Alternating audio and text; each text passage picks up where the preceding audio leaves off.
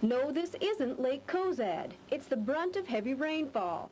Cozad residents woke this morning to find their homes and businesses literally submerged in rainwater. I heard it raining, really hard in the middle of the night, and then the neighbor lady called. And at first, there wasn't any water in the house. Then about 6, I noticed in the bathroom and one bedroom that it was. And then it started all like kitchen front. And then pretty soon everything. Methods of travel took a creative turn.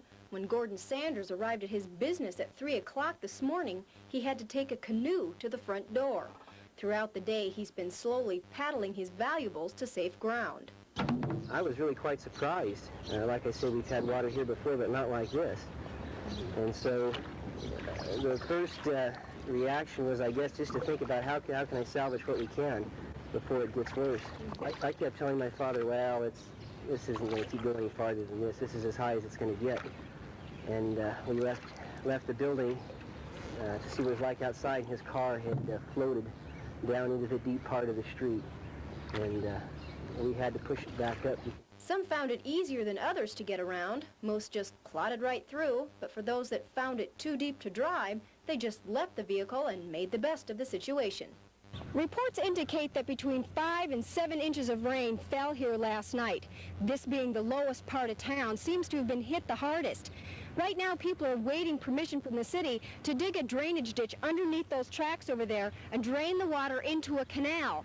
But any relief efforts could be just a Band-Aid solution if it rains again. And weather reports don't look too promising. In the northwest part of town, there's a lot of flooding up there, and it's turning and coming down the north side of town, and it all winds up down in this area. And we're really lacking a lot of drainage up there, and it's still coming, so we'll just have to watch it and hopefully don't get any more rain. Unfortunately, the forecast is calling for more thunderstorms in this area tonight. For now, the residents can only wade through it and watch the sky for signs of trouble. Lisa Lara, News Center 5, Cozad.